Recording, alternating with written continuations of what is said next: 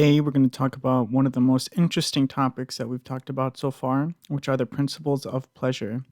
So, to start off with, I'd like to go over what we're going to be talking about, which is emotion and happiness. Now, we have to go over some of the emotional terms. So, affect is an emotional term that normally correlates with your appraisal of a situation, whether it's good or bad. And this is kind of more of an instant feeling. Emotions are more targeted feelings, and they normally last for a little bit longer than your affect, which is more of an instantaneous read of how you're feeling. And now these are very targeted feelings, and they can be sad, angry, disgusted. So you have a much more nuance in how you have an emotion over an affect, which is just good or bad, as I said. And then you have your mood, which is a much longer emotional state, and we see this a lot in actually mood disorders, which could be depression or mania, when you're feeling a certain way for an extended period of time. So I want to go over some of the history of how emotions have been studied in the past.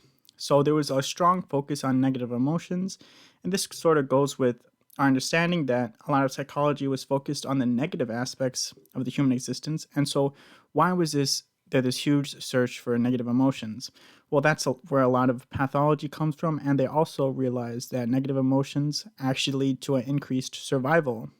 And positive emotions were kind of shunned off because it was hedonistic, as in people just thought people were having these positive emotions for no other reason. They had no other benefits than just making you feel good. So why study them?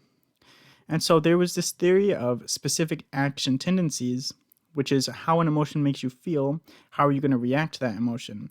And these normally tended to be physical reactions because there was such a study on negative emotions that people would really have a limited amount of responses, which we'll see soon. So the thinking has shifted to a momentary thought action repertoires, which it encompasses a lot more reactions you can have to a certain emotion, as in what are you going to actually do, what's your next action going to be. And we realized that you can have a wide variety of actions you're going to do depending on the emotion that you're feeling. And so now I'd like to go over some of our reactions to emotions. And so it's been realized that you can actually have a dialectical affect, meaning that you can have both negative affect and positive affect at the same time. And they realized that this was stronger during stress, so that you would have more of this sense of feeling both good and bad at the same time. And they also realized that Eastern cultures have more of a dialectical presence of their affect, meaning that they're able to integrate the negative affect they're feeling and the positive affect they're feeling at the same time.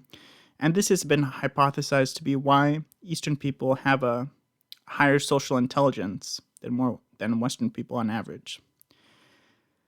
And so what they realized when they were studying negative emotions that there's a very limiting amount of responses that you're going to have. And most of these responses are going to be physical. Think flight or flight, fight or flight. And if you see here on the bottom of this graph shows the number of things you can think of doing compared to which emotion you're feeling. And so positive emotions, as you can see, has a far more greater ability to increase your thinking, to increase the amount of possibilities of doing things you can think of. And so these are a lot of these cognitively increase your responses to what you're going to do. As more of negative emotions are more physical, again with fight or flight. And we can see joy actually allows you to think of the most amount of opportunities, whereas anger really shuts down your thinking and sort of silos you into a specific way of thinking. And to relate this to my own life, I'll play a lot of games like maybe many of you do. And I realize that when I get angry, my gaming goes to absolute trash. I'm not able to think well. I'm not able to do well. And this could be because I'm shutting off, my brain is shutting off all the opportunities that I have because I'm in such angered state that I'm not fully able to realize all the opportunities that I had if I had more positive emotions while I was playing the game. And so what are some of these positive emotions? What are some of these other benefits? Well, because you can think about so many different things, because you have such a broadening in the responses, you're going to be able to build resources. And if you can see on this graph, You're going to have novel thoughts. You're going to have novel activities. You're going to act more compassionately when you have positive emotions. And you're going to build up relationships. Now, something that's so interesting is that positive emotions and positive affect has actually been linked to so many different positive health outcomes. And one of those is defense against the common cold. Now, this is such a cool study in which they gave people upper respiratory viruses and they see how they responded. And people who had more positive emotions were able to defend against the common cold much more easily than if you had negative emotions. And so this sort of broadening of your responses, being able to act compassionately, and even having better health outcomes leads to the upward spiral of positivity, which you can see in this graph here. And so now I'd like to shift gears a little bit and talk about happiness. So what is happiness? Well, first we need to talk about subjective well-being, which is often used as a surrogate for happiness. Basically, these two things in the psychological literature are the same, happiness and subjective well-being. Well, subjective well-being refers to your affect, if you're having positive affect or if you're having negative affect, and your life contentment, how you subjectively view your own life and how you reflect on your life.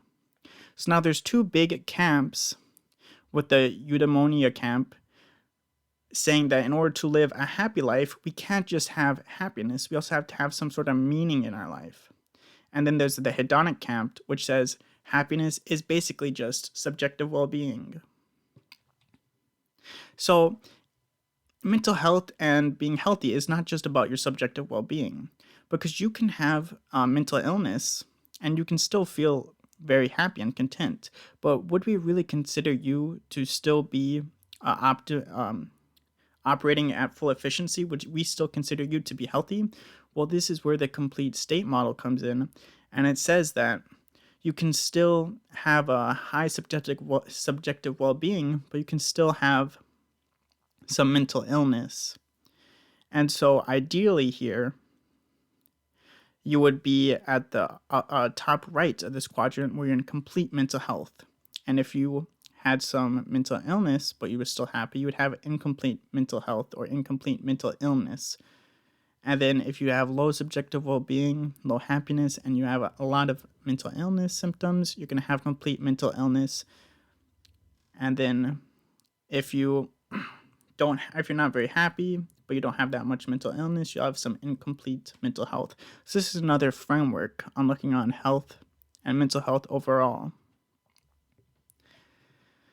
But so how do we actually become happy? How is our subjective well-being fulfilled? How do we actually get to that state of positive affect and life contentment? Well, there's three major theories about this. The first is the needs and goals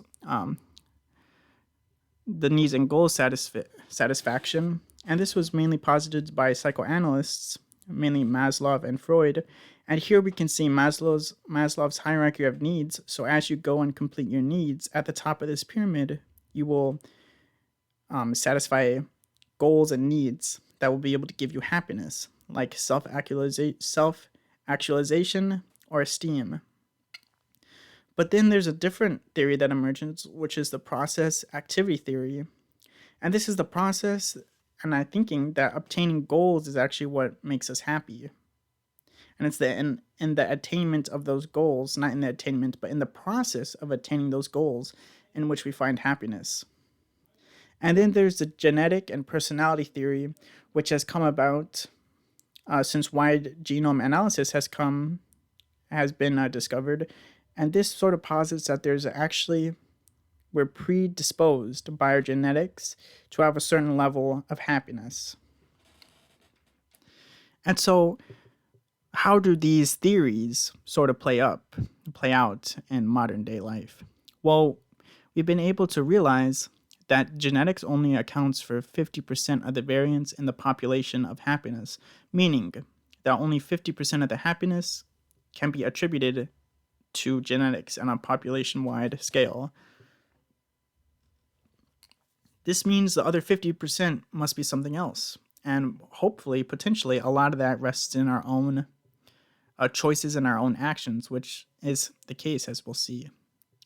And so there's also this idea of hedonic adaptation, which kind of discredits the idea of goal satisfaction theory. Have you ever realized when you're trying so hard to get a goal and then you finally get the goal, what happens? You stay happy for a little bit, but then your happiness starts to fall off and you're not as happy anymore, even though that's the one thing you wanted and you just got it. So this is the hedonic adaptation. We're able to adapt to whatever new levels of happiness we've had. We're able to come back to sort of our baseline. And then there's this idea of flow, in which you're in the perfect state between something being too difficult and not difficult enough, and you have the right amount of arousal, and you're just in that perfect spot where time seems to go fly by. This has also been researched and implicated in happiness. So maybe it's that we should go seek out flow, which is what the research suggests, that seeking out flow will actually increase your happiness. So as we look at all this data, what it sort of points to is that there's set points in our happiness based on our genetics and we are predisposed to. And we have a sort of a baseline of happiness, which is here on the right, you can see. And we have a sort of an upper limit, as if we maximize our life to the fullest degree, how happy could we potentially be? And we have sort of a lower limit if we completely don't care about our happiness and we just sort of do whatever. That's sort of the lowest we can go to. And so we're gonna stay in somewhere inside of these two lines here, and we're mainly gonna stay at our set point unless we do actions, probably on a daily basis, to increase our set point of happiness. And so now that we've sort of looked at where happiness comes from, can we look at any population studies or demographic studies to figure out who actually is the happiest? Well, we've realized that on average, wealthy countries seem to be happier than impoverished countries. And I think a lot of this comes down to economics, because people below the poverty line, because people who don't have that much money, their happiness will rise according to how much money they get until they sort of meet the level that they have enough money to sustain their daily lives. So being super wealthy is actually not the route to happiness, because after a certain point in income where you have all your daily needs met, there's no difference in how much more money you make. And so what they've also realized is that marital status often results in a higher happiness. But it also depends on the quality of your marriage. So if you're in a toxic marriage, you can't just assume that you're going to be happier than if you weren't. But so what we've sort of realized is that there's some amount of money that is required to sort of meet that baseline of happiness, and then any more money won't really help you. And having a good marriage is really going to be beneficial to helping your happiness. And so how can you increase your subjective well-being?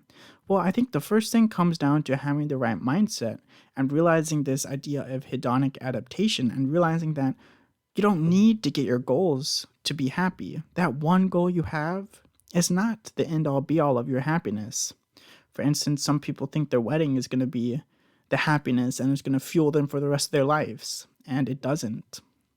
So you sort of have to shift your mindset from thinking, I just need to achieve this one thing and then I'll be happy. That's not how it works. In general, your health, physical activity, exercise, proper nutrition, they're all going to be fundamental in increasing your subjective well-being. We know that sleep is so important for feeling happy and feeling fulfilled. And we know that exercise can also boost your happiness by so much. Then it's important to maintain your relationships. And as you have gratitude to other people, and as you're compassionate to other people, those people will be compassionate to you in return. And this sort of goes back to the upward spiral that we were talking about. And we've also realized in the research that spirituality can increase happiness by a large margin, as spiritual people are more often happier, who have higher levels of happy than non-spiritual people. So these are some of the ways that you can increase your own subjective well-being. And in the next video, I'm going to talk about how positive affects can actually increase your overall health. So stay tuned if you want to learn about that. And thank you for watching.